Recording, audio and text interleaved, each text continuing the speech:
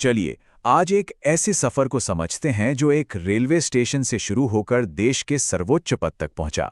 ये कहानी है नरेंद्र मोदी की एक स्वयंसेवक से प्रधान सेवक बनने की।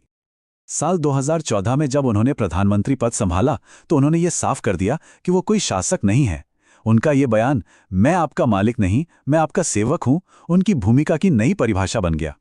तो सवाल ये उठता है कि आखिर क्यों एक प्रधानमंत्री खुद को प्रधान सेवक कहता है? ये सोच, ये फलसफा आता कहां से है? आज हम इसी सवाल का जवाब ढूंढेंगे और उनकी राजनीतिक पहचान को उनके निजी इतिहास से जोड़कर देखेंगे, जैसा कि हमें उपलब्ध जानकारी से पता चलता है। तो इसके लिए हमें उनके शुरुआती दिनों में चलना होगा और ये समझना होगा कि कैसे संघर्ष और सेवा के अनुभवों ने उनकी सोच को एक शक्ल दी।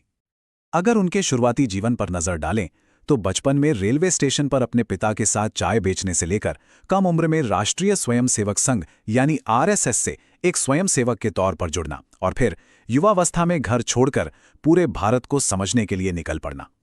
कहा जाता है कि इन सारे अनुभवों ने ही उनमें सेवा और आत्मनिर्भरता के वो बीज बोए जो बाद में भारतीय जनता पार्टी में उनके राजनीतिक करियर की नींव बने। अब आते हैं इस कहानी के सबसे दिलचस्प हिस्से पर। यहाँ हम ये देखेंगे कि कैसे उनके निजी अनुभवों को बड़ी बड़ी राष्ट्रीय नीतियों की सीधी प्रेरणा के तौर पर दिखाया जाता है। ये एक ऐसा तरीका है जो न सिर्फ मुश्किल नीतियों को आसान और भरोसेमंद बना देता है, बल्कि गवर्नेंस को एक मानवीय चेहरा भी देता है। एक किस्सा जो वो अक्सर सुनाते हैं वो है अपनी माँ को लकड़ी के चूल्हे पर खाना बनाते हुए देखने का।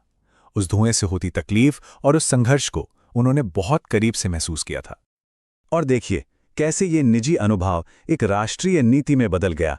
इसी दर्द को दूर करने के लिए उज्ज्वला योजना लाई गई, जिसका एक ही मकसद था, गरीब परिवारों को मुफ्त गैस सिलेंडर देकर धुएं वाली जिंदगी से आज़ादी दिलाना। और ये कोई छोटी मोटी योजना नहीं थी, इसका स्केल बहुत बड़ा था। जानकारी के मुताबिक इस प्रोग्राम से 10 करोड़ से भी ज्यादा महिलाओं को सीधा फायदा पहुंचा। एक और बड़ा ही आम सा अनुभव उनके बचपन का है, गुल्लक में सिक्के बचाकर बचत का महत्व समझना। ये छोटी सी आदत आगे चलकर वित्तीय समावेशन जैसी बड़ी सोच का आधार बनी। और बचत की यही छोटी सी सोच एक बहुत बड़ी राष्ट्रीय योजना का आधार बनी, जन धन योजना। इस स्कीम ने करोड़ों लोगों के लिए जीरो बैलेंस बैंक खाते खोले और ये पक्का किया कि सरकारी मदद सीधे उन तक पहुंचे, बिना किसी बिचौलिए के। एक और किस्सा बड़ा दिलचस्प है। एक बार उन्होंने कुछ गांव वालों को एक आइडिया दिया कि वो अपने गंदे तालाबों को जल मंदिर कहना शुरू कर दें। सोच ये थी कि जब जगह का नाम मंदिर हो जाएगा तो लोग उसमें कूड़ा फेंकने से हिचकेंगे और उसकी साफ सफाई का ध्यान रखेंगे। और सोचिए, यही छोटा सा आइडिया एक इतने बड़े राष्ट्रीय आंदोलन स्वच्छ भारत अभियान की प्रेरणा बन गया। एक ऐसा मिशन जिसने सफाई को एक सरकारी काम से बदलकर जन आंदोलन बना दिया। और इस अभियान का असर देखिए, देश भर में 12 करोड़ से ज्यादा टॉयलेट्स बनाए गए, जिससे खास तौर पर ग्रामीण महिलाओं की जिंदगी और सम्मान में एक बहुत बड़ा बदलाव आया। तो इन अलग अलग योजनाओं से थोड़ा ऊपर उठकर देखें तो एक बड़ा विजन सामने आता है, आत्मनिर्भर भारत का। इसे सिर्फ एक स्कीम नहीं बल्कि आत्मनिर्भरता की उनकी जीवन भर की सोच का नतीजा माना जाता है। तो आखिर ये आत्मनिर्भर भारत है क्या? इसका मतलब है एक ऐसा भारत जो अपनी जरूरतें तो पूरी करे ही, लेकिन साथ ही साथ दुनिया की भलाई में भी अपना योगदान दे। ये भारत के पुराने सिद्धांत वसुधैव कुटुंबकम पर आधारित है, यानी सारी दुनिया एक परिवार है। इस बड़े विजन के 5 मजबूत स्तंभ बताए गए हैं।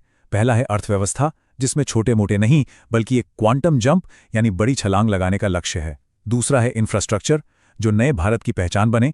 तीसरा है सिस्टम, जो 21वीं सदी की टेक्नोलॉजी पर चले। चौथा, हमारी वाइब्रेंट डेमोग्राफी यानी युवा आबादी, जो देश की सबसे बड़ी ताकत है। और पांचवा है डिमांड, यानी देश की मांग और सप्लाई की ताकत का पूरा इस्तेमाल करना। अब आखिर में जरा ये देखते हैं कि ये प्रधान सेवक वाली पहचान उनके शासन के तरीके को लगातार कैसे प्रभावित करती रही है। ये स्लाइड ना पूरे सफर को बहुत अच्छे से समेट देती है।